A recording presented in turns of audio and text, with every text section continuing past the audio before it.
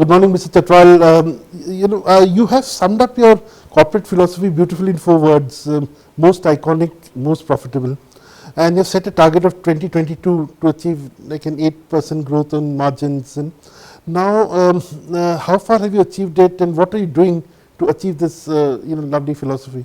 Well, we embarked on this journey of Aspiration 2022 almost 16 months ago. And having finished the first full financial year, we are a bit pleased with the results because we achieved 10% growth on the top line. We achieved 25% growth on the EBITDA. And on the margin, we achieved a 2.3% growth, or 229 basis points. So you're more than your target. We are a bit ahead of the target, and that's good because as we go further in the journey, there will be certain unknown hurdles that will come, which we don't know when and to what magnitude. So it's better to be that way than to have a hockey stick effect. And we have achieved a very high percentage of profit after tax, almost 200% growth over the previous financial year, which was already a significant growth over the financial year preceding that year. So I think we are very pleased with the results, and we remain confident that in the short term, there's nothing coming in our way of profitability and continuous margin expansion.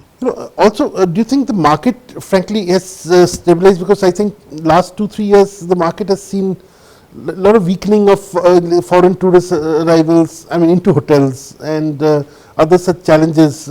Costs have also gone up. Will the market support your targets? Well, I hope so. I hope we all need a bit of luck.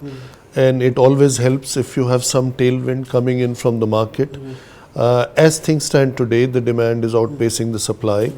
There is no reason to believe that demand will become weaker, especially after the clear mandate the government has got. We think the decision making will be faster. And tourism as a sector will play a more important role because every job created in the tourism sector helps to create 8 to 10 jobs in other sectors. And tourism is the biggest generator of employment globally. Almost 10% of the global GDP comes from tourism. So why not, even in India, this should play a very important role. I think that's a very important point you made, because everyone equates hotels with luxury as some sort of wasteful sort of, indulgence. Yeah, a time has come to maybe change that belief, or yes, we should believe that luxury hotels stand for luxury, budget hotels stand for budget, mid-scale stands for mid-scale, but all in all, it's a very important factor in the growth of any economy, in the creation of jobs, in the increase in the receipt of foreign exchange. So I think it's a very important component of any economic growth that an emerging market, and a fast-growing emerging market, or a new challenging economy like Indian subcontinent needs. You also, are managed hotels is going to be a big part of your strategy, which is a departure from all previous, avatars of IHCL. And one of the big, of course, you have also signed up with GIC, Singapore-based fund, to part finance this massive ambitious expansion. How do you propose to bring the idea of managed hotels into the Taj culture? Firstly, I think change is really the only constant in our lives, and this is not something which is changing with Indian hotels. In the global hotel industry landscape, the sweet spot of the hotel business is considered to be management contracts. And it's a good strategy to hedge your risk so that your business is less volatile, that you balance it with some of the hotels you own and some of the hotels you manage. So when things go up and down, or when the business is in a period of very high volatility, that you're better hedged. That's one. The second is our core business is managing hotels. is we are not in a real estate business. So we have to ask, every organization needs to ask itself the question, are you in the real estate business of owning the real estate? Are you in the business of managing hotels? Is your focus on customer centricity? Is your focus on profitability? Or is your focus on a combination of this? And I think we have gone for the combination, and what we have communicated to the market is a balanced portfolio, that we'll be 50% owned and 50% fee-based or managed business. So that's one. In order to get there, we first redefined and reimagined our brandscape. And besides the Taj brand, we worked a lot on the repositioning of the Ginger and on the redesigning of the Vivanta brand. We introduced a platform which will be a named collection called Selections. And going forward, I think it would be wrong to say that we will not be in owning real estate at all. So even the GIC platform, we would be 30% owner of the asset, and we will still have management contract. So we'll have the best of both the worlds, that we will gain on the ownership part if it's a successful repositioning of the asset, as well as we'll gain on the fee-based business, which will help us to cover our costs, get more assets, keep us on the path of development, and keep providing us the competitive advantage our brands need to be ahead of the game. Yes, you signed up 28 new hotels. Does that pose a human resource challenge for you? Absolutely. Any strength automatically brings certain challenges with it. So if you have a very strong pipeline, then you have to know how you're going to manage that pipeline, how are you going to absorb the growth coming in future, where is the talent going to come from, how are you going to train your current people. At the same time, it is an opportunity for a fast growing company to grow its stars into bigger stars. So today people who are F&B managers or front office managers could be on a fast track to become general managers, which is very difficult if you are not growing at the speed that you need to grow. So retention of talent automatically comes in if you are a high growth company. That's right, and I think that's why most people like to work for high growth companies. It sort of Absolutely. shows higher growth for them personally. Absolutely, and we are blessed to be part of the Tata Group. I think Tata Group is, at least in this landscape, one of the most preferred employers, at least in this country. Second, within that, our brand Taj, which stands for Trust, Awareness and Joy, provides the kind of trust that you need both with the customers and all other stakeholders. It gives you the awareness of what's happening in your marketplace, and it provides you the real joy to work so that you can spread that joy in the community, at homes, in the society, and make life much better for all stakeholders. And you talked about joy in the community.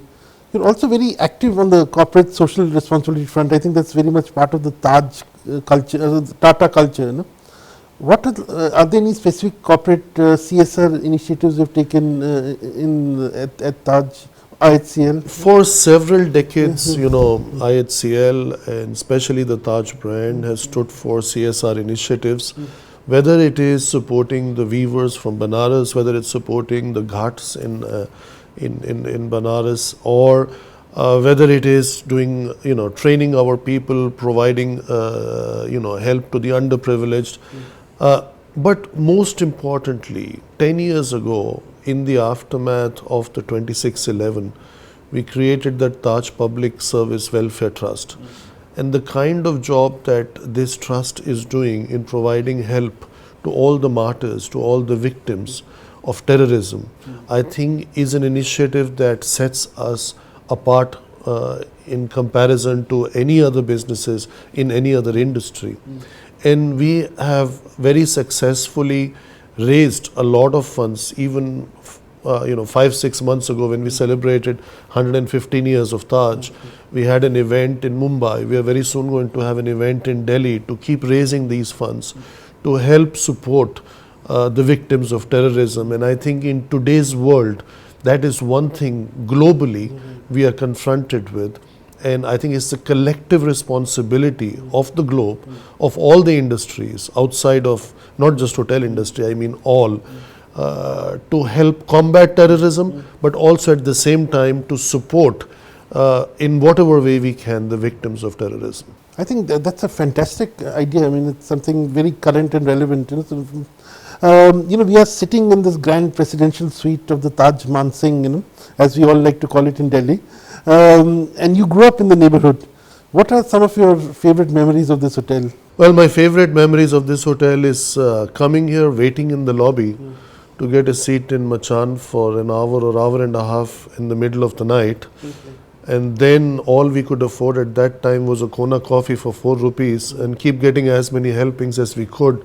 And we used to walk to this hotel and walk back home at like 3 in the morning, which was like very much unheard of in 79, 1980. Today the world is a different place. So I think this is one of the best memories.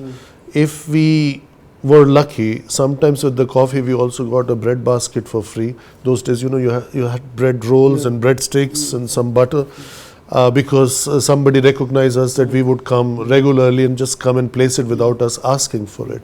So I think that is one of the most important memories, and not coming in a car, not coming on motorcycles, actually walking from home to Mansingh and spending several hours here in the middle of the night. The bread basket reminds me, it was like Tajness in its very early forms, this whole idea of surprising your guests. Absolutely, surprising and delighting your guests. And I think when it comes to Delhi as the capital of India, I think Taj Mansingh revolutionized the way hotel business was done.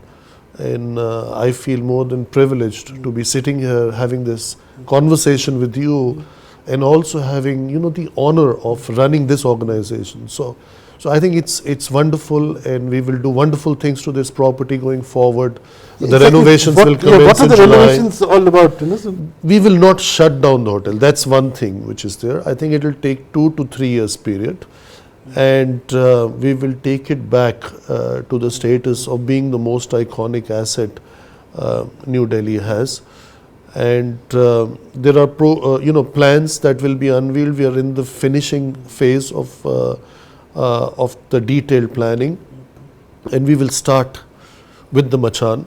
We will start with the arrival experience. We will start with the lobby, and we will start with the chambers, and the rest will follow. Very good. And I believe the chambers also, you're going to expand the footprint of chambers. We are going to expand the footprint of chambers. We're going to introduce chambers in Bangalore. We're going to introduce chambers in London. And we will have a complete refresh and relaunch of chambers, I think, before the end of this month. At least that is our aspiration. Thank you, sir. Thank you for your time. And, I'm sure our viewers will benefit a lot from this conversation.